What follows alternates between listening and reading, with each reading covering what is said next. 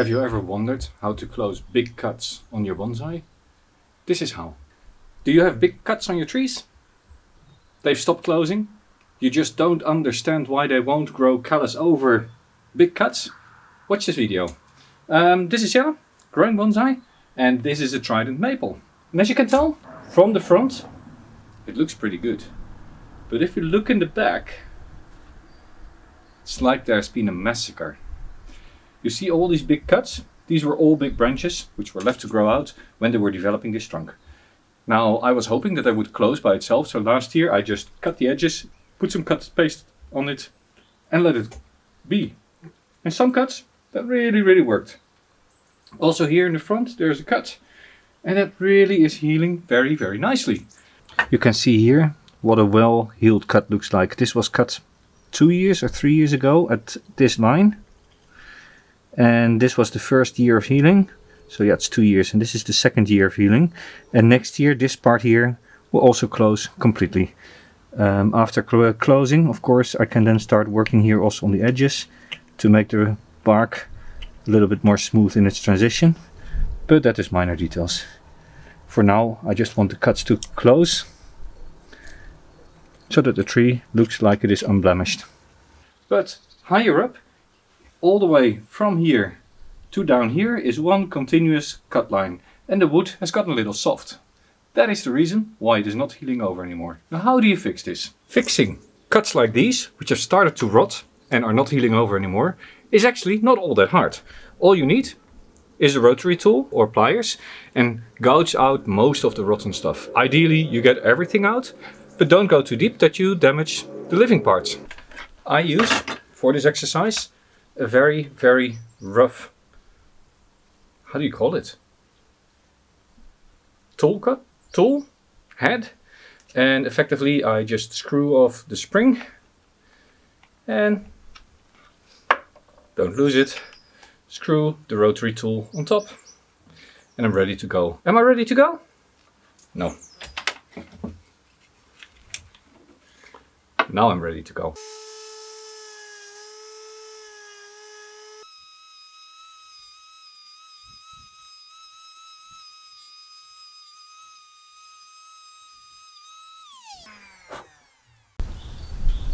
Most of the rotten wood is gone, and now I can actually put my finger in the holes, and normally that would be where I leave it, and I take a sharp knife, cut the edges, put cut paste over it and let it go. But considering this has been trying to close for a couple of years now, the wood was rotting, I'm going to fill it up. And for it I'm using a putty. This putty I've never used before, was recommended by a friend. Effectively it is a 2-component putty. You take it out of the parcel, you knead it for 5 minutes, you fill the holes and you wait 24 hours and it is closed. So I'm bringing 2 spatulas to make a nice smooth finish, and in a week's time or so, once it completely hardened out, I'll cut the edges and put cut paste on. Then I'll leave the tree to grow for the rest of the season, and we'll revisit this tree once it is done. Now let's mix all this stuff closely. Make one continuous putty out of it. 5 minutes they say.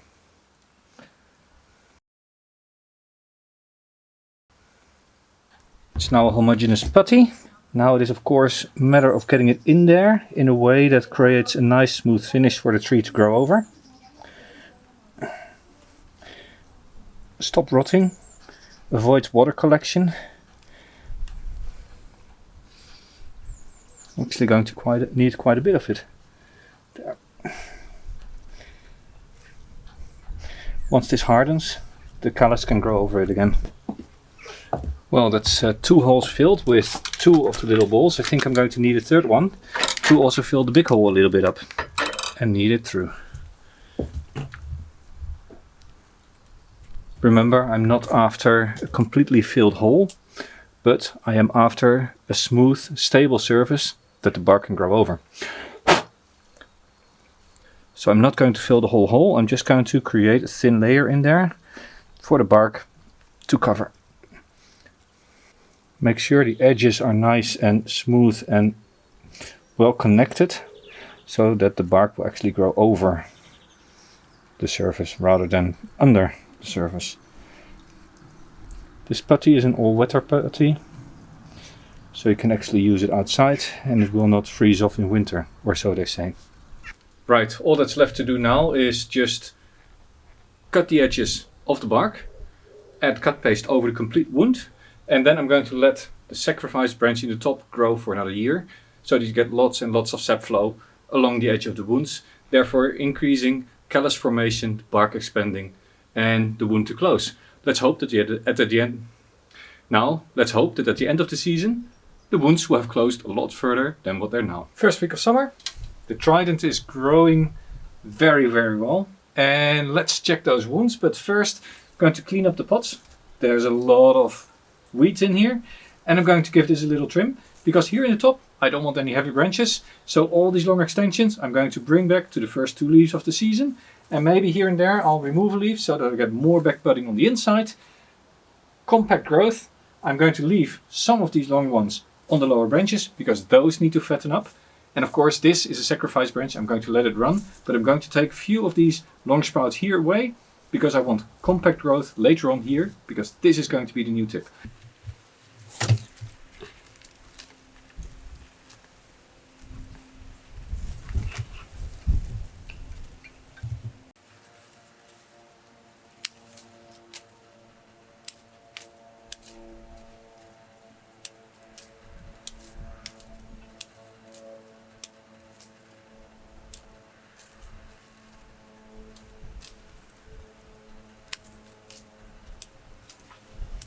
I've left an individual sacrifice branch on some of the lower branches to make sure that these fatten up, because on top they're quite well developed, but here at the bottom these branches can easily be twice as thick. Later on this will probably be completely removed, because here in the bottom is a young branch with a nice line going all the way down, so I could prune all this off. Now this may be a little bit difficult to see, but we're here in the top of the tree. This is the sacrifice branch going up, and the main trunk is curving and coming back. And there's a branch here, which I left last year, because there is a wound on this side and there's a wound here. Now if this has closed over enough, I could remove it, but no, it can't. It is pushing a little bit, but not enough for this branch to go. So I have to keep this alive, otherwise I run the risk that this whole part here dies off and it takes a lot longer to heal. So this is where I put all the cut paste putty in early spring, and it is now rock solid. So what I'm going to do, I'm going to take a very sharp knife. In fact, I'm going to take a brand new cutter knife, and I'm going to, well, what I call, tickle the edges. So I'm going to gently take the knife and slide it along the edge of the bark. Of course, after doing this, add cut paste to help the cambium stay alive and humid. And with that, the main pruning of this tree is done for the year, and I'm just going to let it grow now. These shoots can extend another half a meter or meter. Hopefully the wounds will close over a little bit more, and in a couple of months I'll show you an update when I peel away the cut paste and see how well it has recovered. Some of the wounds, the older wounds, are starting to close, so I'm looking forward to that happening. Keep in mind, this sacrifice is in place not to fatten the trunk, because the trunk is as fat as I want it to be. It really is in place to create lots and lots of push on these wounds to get them to close. It does take a couple of years, but even these wounds that size you can get to close as long as you let the tree grow. So we're in the middle of summer.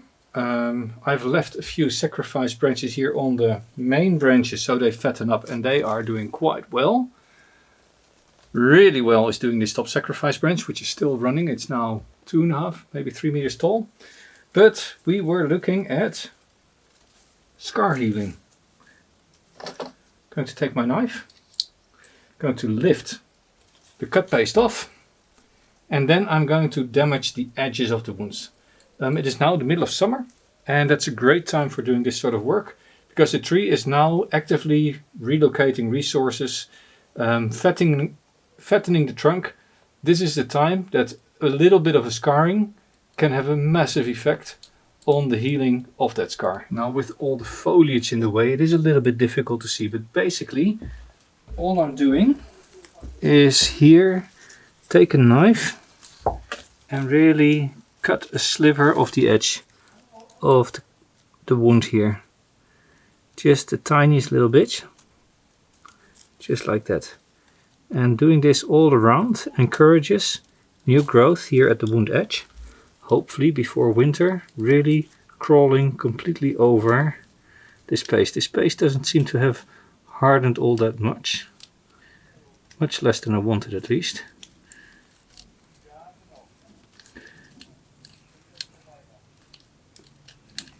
Now once I've done that all around, of course I'm going to cover the whole wound with cut paste again. So I'm noticing a few things here. Here, these edges have met, which is a really good sign, because that can actually help to further close the wound below and up. But what I also see here is that the edge here of this putty has lifted a little bit. And in fact, earlier in the video you may have noticed that I said, well, this is actually not as hard as I wanted. And you could actually see this edge move a little bit. So what I'm doing now is I'm removing this softer lifted edge so that the callus can start moving over the cut paste here on this side as well. Here it is actually starting to grow over the cut paste, over the putty. What my conclusion is from this year is that I've had a solid 4 millimeters or so of growth here. Here it is even more. So this wound, yes, it is starting to close again, even though it hasn't closed much over the last 2 or 3 years. It's not as great as I'd hoped. Here, where I didn't put any cut paste down below, it has not moved that much. Now here on the side, I can see this wound has almost completely closed. Here you see a wound that was treated properly directly after cutting. It wasn't given the time to start rotting. I clearly put the cut paste over straight away. This was the first year of healing, and this was last year of healing. And now there's only a tiny little space here left that needs to close, which will do quite easily. Let's have a look here at the top. Also, when I remove the cut paste here you can see that the edge has not closed over all that much either. It has not closed as much as I wanted to. So I think I'll go and be patient for another year and let it grow out on top. And a similar story here. Here I removed this whole part, was one big lump of wood that stuck out just as much as this. And a few years ago I carved all this area out, and you can see how fast this has closed. This really is just a sliver. If in spring I just cut the edges here, put cut paste over it, then by the end of summer this will also have closed. Except for if I decide to also remove this last section here. I think filling the wounds up has helped with restarting the healing process.